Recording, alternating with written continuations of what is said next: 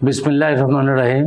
প্রিয় সোনালী লাইফের গ্রাহক, শেয়ার হোল্ডার, কর্মকর্তা, কর্মচারী ও আমার সোনালী পরিবারের সকল সদস্যবৃন্দ, আসসালামু আলাইকুম। আপনারা সবাই অবগত আছেন, একটি দৈনিকে এবং একটি অনলাইন পত্রিকায় অতি সম্প্রতি সোনালী লাইফ ইন্স্যুরেন্সের বিরুদ্ধে, বিশেষ করে আমার বিরুদ্ধে কিছু ভিত্তিহীন ও উদ্দেশ্য প্রণোদিতভাবে কিছু সংবাদ প্রকাশিত হয়েছে। আপনারা অবগত আছেন, সোনালী লাইফ ইন্স্যুরেন্স প্রতিষ্ঠিত হয় 2013 সালে। আমি পরিচালক নির্বাচিত হয়েছি 2021 সালে এবং মাত্র 2 মাস আগে চেয়ারম্যান নির্বাচিত হয়েছি। এবং এই অবস্থায় আমি মনে করি, যেহেতু 10 বছর এক গতিতে কোম্পানিটি চলেছে, ভালোই করেছে এবং অত্যন্ত সুন্দরভাবে বাংলাদেশে ইতিহাসে লাইফ ইন্স্যুরেন্স ইন্ডাস্ট্রিতে একটি নতুন জাগরণ সৃষ্টি করতে পেরেছে। আস্থা, স্বচ্ছতা এবং ট্রান্সপারেন্সির দিক থেকে আমরা যতটুকু দেখেছি। সুতরাং আমি মনে করি 10 বছর দীর্ঘ সময়, তাদের ভালো মন্দ তারপরেও থাকতে পারে, এই কারণে যে এটি জনগণের টাকা, গ্রাহকদের টাকা। সুতরাং আমি এই বয়সে আমি এমন কিছু করতে চাই না যে আমি আমার দায়িত্ব ব্যর্থতার জন্য যেন কোনো ভুল কোম্পানিতে না হয় নতুন চেয়ারম্যান হিসাবে। 2023 সালের 28শে অক্টোবর চেয়ারম্যান নির্বাচিত হওয়ার পর আমি সকল কিছু নিশ্চিতভাবে বোঝার জন্য একটি আভ্যন্তরীণ তদন্ত শুরু করি।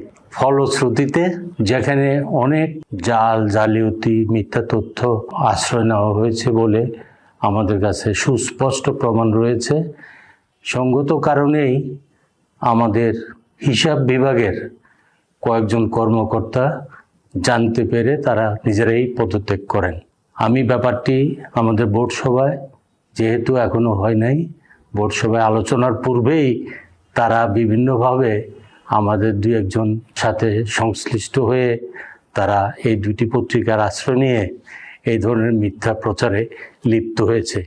আমি আপনাদেরকে অত্যন্ত সুস্পষ্ট ভাষায় আশ্বস্ত করতে চাই, সোনালী লাইফ যে দৃঢ় প্রত্যয় নিয়ে বাংলাদেশের আস্থা সৃষ্টি করেছে, অনাদিকাল ভবিষ্যতেও এটা করবে। ফুললি ডিজিটালাইজড একটি কোম্পানি, এখানে স্বচ্ছতা এটারই আমরা বিশ্বাস করি।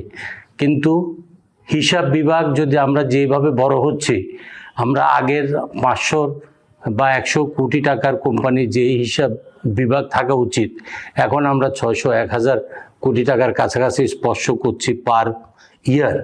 সুতরাং আমাদের অ্যাকাউন্টস ডিপার্টমেন্টেও আমাদের সেভাবে সাজাইতে হবে। এই জেনুইন বক্তব্যটি বলাতে অ্যাকাউন্টসের কয়েকজন বেঁকে বসে এবং সম্ভবত তারাই বিভিন্ন জালিয়াতির মাধ্যমে বিভিন্ন প্রচার করতেছে এবং 2টি পত্রিকায় এভাবে লেগেছে। আমি প্রতিবাদ দিয়েছি ফেসবুকে।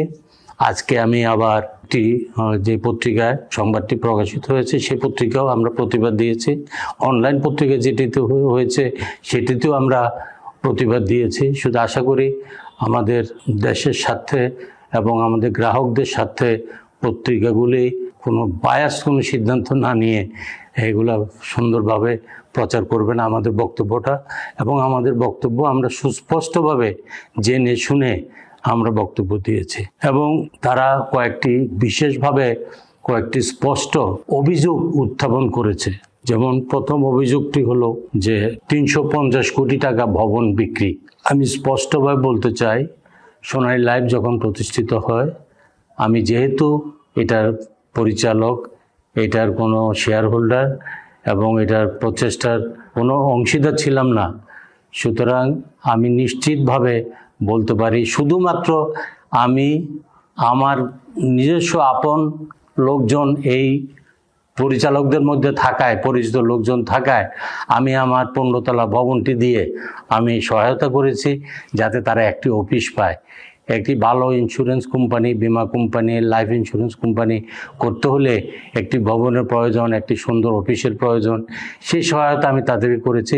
4 বছর এই কোম্পানিটি আমাকে কোনো ভাড়া দিতে পারেনি। 4 বছর পরে আস্তে আস্তে আস্তে আস্তে আপনাদের সকলের সহযোগিতায় আমরা একটা পর্যায়ে আজকে আমরা সোনালী লাইফের পতাকাকে সারা বাংলাদেশ নয়, আমরা 56 কমনওয়েলথ কান্ট্রিজেও আমরা পুরস্কৃত হয়েছি। সাউথ ইস্ট এশিয়ায় আমরা 6টি পুরস্কার পেয়েছি, কমনওয়েলথে আমরা 6টি পুরস্কার পেয়েছি, বাংলাদেশ সরকার থেকেও আমরা পুরস্কৃত হয়েছি। সুতরাং আমরা কোনোভাবেই আমরা মনে করি না এই ধরনের ভালো কিছুর জন্য আমরা অংশীদার হব, এটাই আমরা মনে করেছিলাম।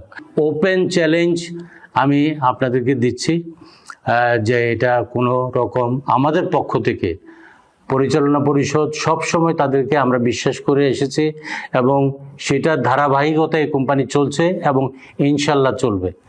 এটা কোনো ব্যক্তিকেন্দ্রিক প্রতিষ্ঠান আমরা হিসাবে আমরা রাখি নাই, এটাতে সম্পূর্ণ স্বচ্ছতা, ওয়েব পেজ, আমরা প্রত্যেকটা গ্রাহকের সাথে সম্পৃক্ত, আমাদের কানেকশন এত বেশি, আমরা কোনো অভিযোগ আমরা এখন পর্যন্ত আমরা পাই নাই।